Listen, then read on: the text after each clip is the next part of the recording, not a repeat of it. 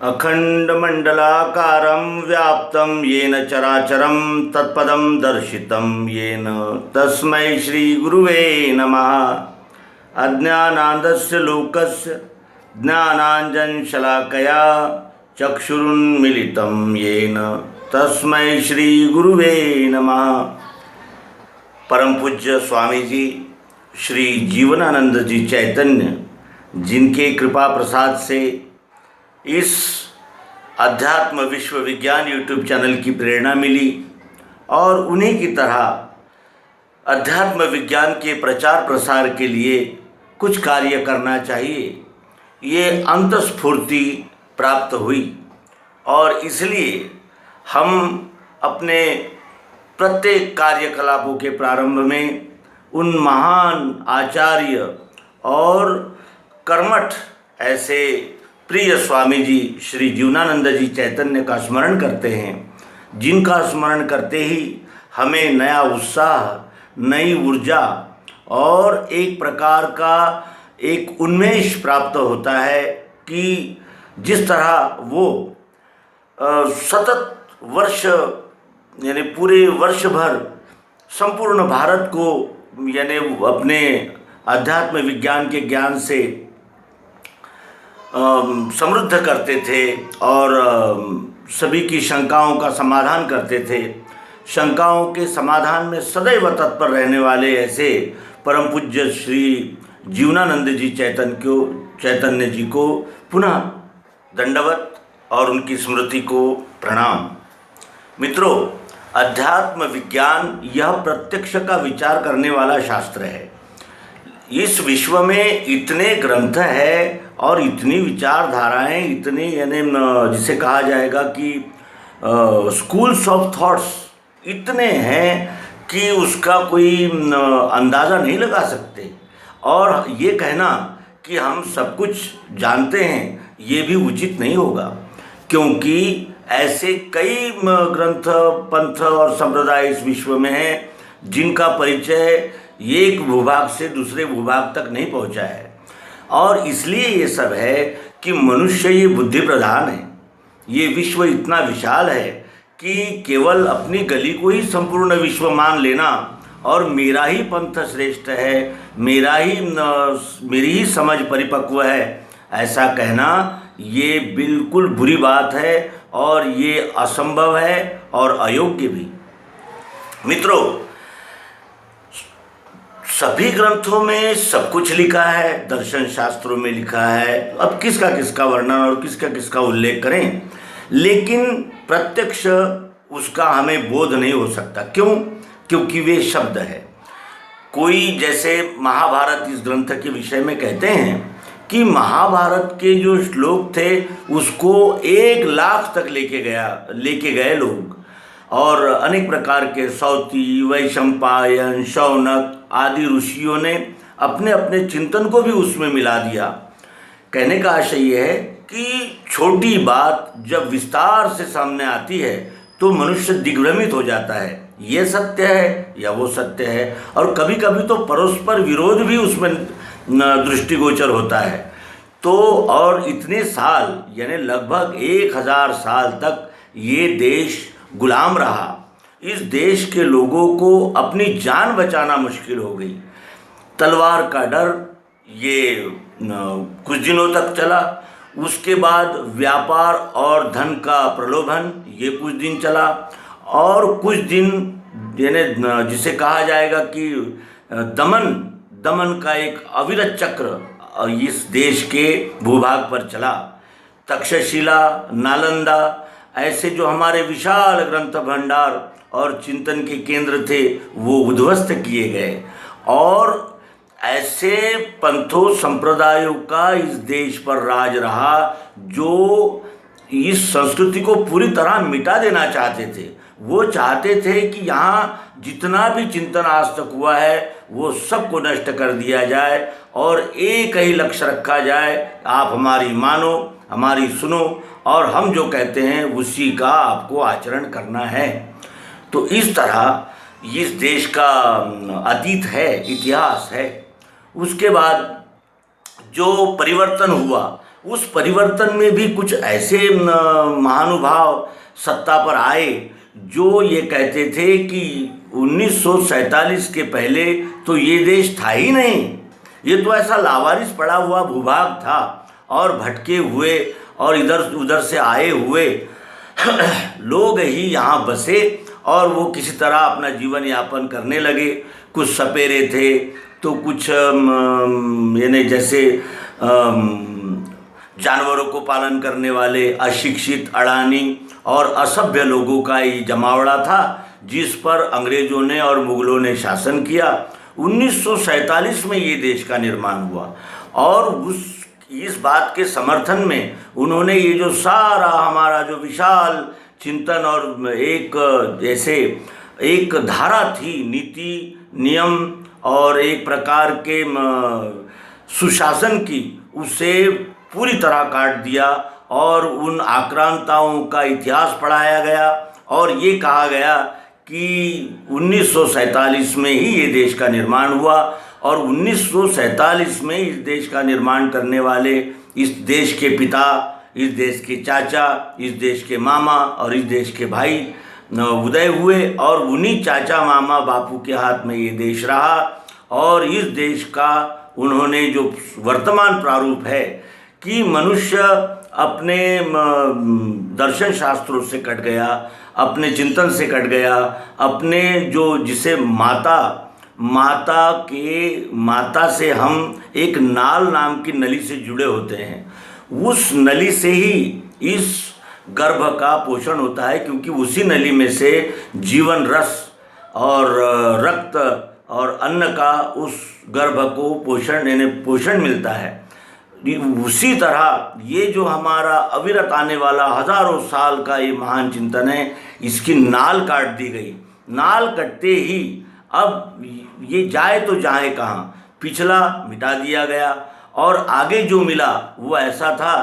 कि उसमें केवल खाओ पियो मज़ा करो और हमारी बात मानो और हमारी बातों के विरुद्ध में आपने कुछ भी बोलना नहीं है, जो हम करें सो कायदा, इस तरह का एक वातावरण निर्माण हो गया। उसके बाद हमारे राज्यकर्ताओं ने जो हमें दिशा दी, जिसे कि हम संविधान और एक प्रकार की शासकीय पद्धति कहते हैं, उसमें भी कई प्रकार के व्यंग्य निर्माण हुए। किसी को महान कहा गया, किसी को छोटा कहा गया और आदर्शवाद की बातें किताबों में कही गई और जब धरातल पर बात आई तो धरातल पर भीषण दंगे और इस देश के अनेक टुकड़े और इस देश के किसी को ये कहा गया कि आप विस्थापित है, आपका यहाँ कोई अधिकार नहीं, और किसी को ये कहा गया कि इस देश के सभी संसाधनों पर केवल आपका ही अधिकार है और आपके ही अधीन अन्य प्रजा है। तो इस तरह विषमता का भयानक विष इस देश की नस नस में डाल दिया गया, जिसका प्रतिफल यह है कि आज हमें जॉर्ज वाशिंगटन का पता है, हमें आज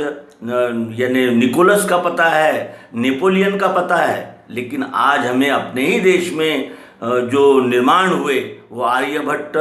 और कणाद और जिसे कहा जाएगा भास्कराचार्य, इनका पता नहीं है। तो ऐसा ये दिग्भ्रमित हुआ देश अब जो हो चुका उस पर हमारा कोई नियंत्रण नहीं है। लेकिन एक आनंद और अत्यंत सौभाग्य की बात है कि श्री मायानंद जी चैतन्य, इन्होंने उन सभी मतों पंथों ग्रंथों का सार और जिस यानी बात के लिए ये सारा विश्व मानव भटक रहा था, वो ईश्वर धर्म विषयक जो सत्य था वो अध्यात्म विज्ञान के माध्यम से हमारे सन्मुख रखा और उस यानी प्रामाणिक प्रत्यक्ष और यथार्थ सिद्धांत का प्रचार करने के लिए अपना संपूर्ण जीवन समर्पित कर दिया। तो अध्यात्म विश्व विज्ञान यूट्यूब चैनल से उन सभी महानुभावों का कि जिन्होंने श्री मायानंद जी चैतन्य इनके संदेश को जन जन तक पहुंचाया और प्रयास किए कि अधिक से अधिक लोगों तक पहुँचे, उन सभी का हार्दिक पुण्य स्मरण। और जो अभी है ऐसे आचार्यों के भी चरणों में अपना दंडवत प्रेषित करते हुए ये निवेदित करें कि जो आँखों के पीछे है, जो सम्मुख नहीं है, जिसे हम सिद्ध नहीं कर सकते और केवल अनुमान ही लगा सकते हैं, उस विषय में वाद विवाद वितंडवाद करने से क्या प्राप्त होगा। जैसे हमने कभी कहा कि भाई एक समय ऐसा था कि मनुष्य आदि मानव गुफाओं में रहता था, गुफाओं में रहकर वो शेर आदि यानी हिंस्र प्राणियों की शिकार करता था और केवल मांस ही उसका आहार था। तो इस बात को, ये तो इतिहास है और इसको कोई नकार नहीं सकता, लेकिन इसका यानी चिंतन और इसका अनुमान आज के परिप्रेक्ष्य में हमें कौन से लाभ के मार्ग पर ले जा सकता है, ये भी विशेष चिंतनीय बात है। अभी आगे मनुष्यता का जो स्वरूप दिख रहा है वो कैसा है, वो दिग्भ्रमित दिख रहा है। प्रदूषण केवल पृथ्वी जल अग्नि वायु आकाश इन्हीं पंचमहाभूतों का नहीं किया है मानव ने, तो मानव ने बुद्धि मन चित्त इनका भी प्रदूषण किया, और जिसके वजह से ये जो जीवात्मा का यानी दृष्टिकोण है वो भी प्रचंड प्रमाण में प्रदूषित हो चुका है। आज एन केन प्रकारेण मैं संपत्तिवान बनूं, मैं सामर्थ्यवान बनूं और मेरा ही इस विश्व पर राज हो और मेरी बात को सब लोग माने और अन्य कमज़ोर हो तब मैं बलवान सिद्ध होऊंगा, इसलिए मैं अन्य राष्ट्रों को, अन्य सभ्यताओं को कमज़ोर करूं। ये एक प्रकार का पागलपन इस मनुष्य पर सवार हुआ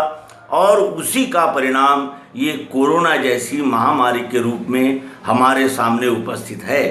एक प्रयोगशाला में एक वायरस बेकाबू हो जाता है और वो ही संपूर्ण विश्व में फैलकर सभी लोगों को घर में बंदिस्त होने के लिए मजबूर कर देता है और वो एक दूसरे से दूर रहने के लिए मजबूर कर देता है और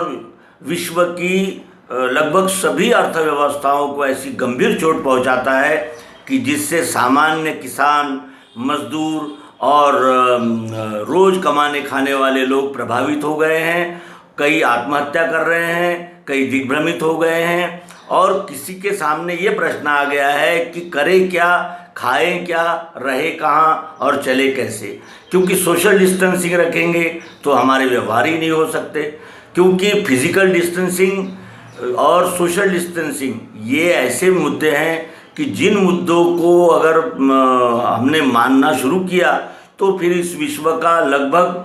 1/3 यानी समझ लीजिए कि 3 भाग जो है वो स्तब्ध हो जाएगा, और वो हो ही रहा है। क्योंकि लोग सर्वप्रथम कर्तव्य अपने जान को बचाना ये है कि यानी व्यवहार करना ये है। इसलिए ये एक भीषण महामारी इस मानव ने हमारे पर थोप दी है। अब इसके क्या कारण है, कहाँ से बीमारी आई, इसका उद्भव कहाँ से हुआ, ये कैसे कैसे फैली और इसके पीछे क्या मंशाएं थी, इसके लिए इसकी जांच करने के लिए सभी राष्ट्र प्रयत्नशील है और वो आज नहीं कल इसका पता अवश्य लगाएंगे, इसमें कोई संदेह नहीं। क्योंकि इससे सभी प्रभावित हुए हैं।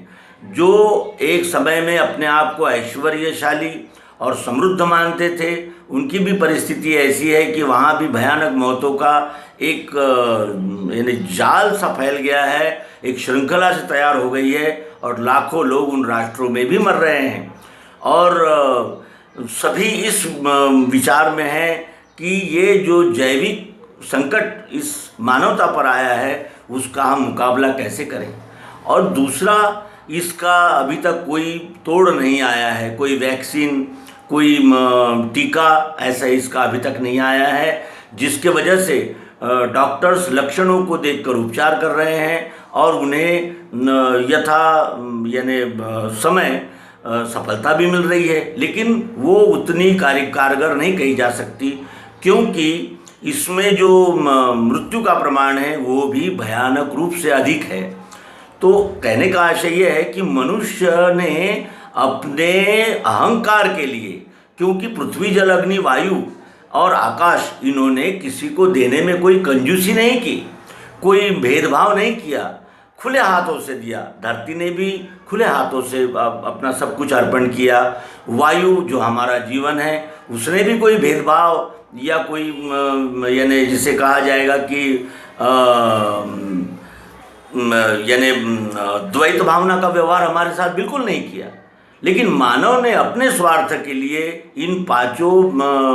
जो पंचमहाभूत है, जो कि इस मानव का जीवन है, जिस तरह वो शेख चिल्ली जिस डाल पे बैठा उसी डाल को काट रहा था, उसी तरह का व्यवहार ये मानव अपने आप के साथ कर रहा है। और ये अब इस मोड़ पर ये कहा जाए कि ये बुद्धिमान है या मूर्ख है, ये क्या कहें, क्योंकि अगर बुद्धिमान होता तो इन पंच महाभूतों का संरक्षण हो, इसलिए वो जंगलों की कटाई नहीं करता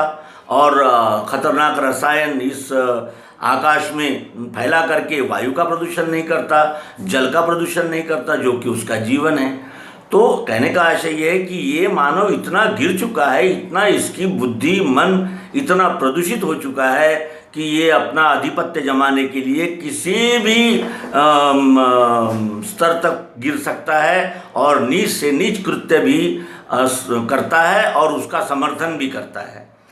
क्या ये विश्वरूप परमात्मा ने ये संपूर्ण विकसित बुद्धि इस मानव को इसलिए दी थी कि वो इतना नीचे गिर जाए और अपने आप का ही दुश्मन बने? आज हमारे सामने ऐसे विकराल प्रश्न खड़े हैं पर्यावरण और इस प्रदूषण के विषय में कि बड़े बड़े यानी शास्त्रज्ञ दिग्भ्रमित हो गए हैं और उनका ये कहना है कि अगले आने वाले युद्ध जो है वो जल के लिए होंगे, पृथ्वी के लिए होंगे और जिसे कहा जाएगा कि अन्न के लिए होंगे। इतनी भीषण भूखमरी और इतना भीषण अकाल आगे नजर आ रहा है। पर्यावरण के साथ यानी जो बैर भाव इस मनुष्य ने रखा, उसके पीछे ऐसा कोई समर्थनीय कारण नहीं है। केवल इसका एक ही कारण है कि हम अधिक से अधिक भोग और ऐश्वर्य प्राप्त करें और भौतिक संपन्न बने। तो क्या हम अपनी जड़ों के साथ ही दुश्मनी करके यानी समर्थ बन सकते हैं? क्या अपने जड़ों को ही काट करके हम आगे प्रगति कर सकते हैं? मनुष्य कितना भी ऊंचा उड़े, चाहे वो रॉकेट में चला जाए, लेकिन उसको आना आखिर धरती पर ही होता है, क्योंकि जल और अन्न और वायु ये सब उसे इसी धरातल से मिलेंगे। इसलिए अपने जो कल्पना शक्ति है और अपनी जो आधिपत्य की जो लालसा है, उसके बहाव में मनुष्य इतना न बहे कि कल उसको अपने ही आप का दुश्मन बनना पड़े और वही अपने ही विध्वंस का कारण बनकर अपने साथ उद्भिद स्वेदज और अंडज जारज इन चारों खानियों का हंता हत्यारा सिद्ध हो। तो मित्रों, इस विषय का यानी उद्देश्य यही था कि प्रदूषण केवल पृथ्वी जल अग्नि वायु आकाश में ही नहीं हुआ है, तो मानव के मन बुद्धि चित्त में भी इसका प्रदूषण फैल गया है और ये प्रदूषण अंत में मनुष्य को फिर उस विशाल और विभत्स नीति यानी वास्तविकता की ओर ले जाएगा कि जो अत्यंत विकराल है और इससे ये मनुष्य जाति के सहित ये सभी जीव जंतुओं के लिए भी घातक सिद्ध होगा। तो मित्रों, ये निवेदन आप लोगों के समक्ष प्रस्तुत किया है और ये कोई ऐसी बात नहीं है कि हम दूसरी ओर इंगित कर रहे हैं। ये आत्मचिंतन है, आत्ममंथन, आत्मनिवेदन है। इसका हमें अपने सहित सभी ने इसका चिंतन और मनन करना चाहिए और सोचना चाहिए कि कहीं ये आधुनिकता के नाम पर जो फैलाया जा रहा दिग्भ्रम है, ये संपूर्ण मानवता को पीड़ित न कर दे, जिसका आज दृश्य कोरोना के रूप में उपस्थित है। और आशा करते हैं कि आगे ऐसा कुछ होगा नहीं और ये मानव अपने साम्राज्य को बढ़ाने की, अपने जिसे कहा जाएगा कि आधिपत्य में इस संपूर्ण विश्व को लाने की इस भीषण लालसा से बचेगा और आप सहित गोविंद, मेरे सहित ये सारी मानवता इस विचार पर स्थिर होगा और फिर विश्व सर्वे सुखिनः भवन्तु सर्वे सन्तु निरामयाः वसुधैव कुटुम्बकम सर्वम खल्विदम ब्रह्म, इस जिसे कहा जाएगा कि सनातन धारा की ओर लौटेगा। ये शुभकामनाएं और आशा करते हुए इस अंक का समापन करेंगे। नर्मदे हर, सद्गुरु भगवान की जय।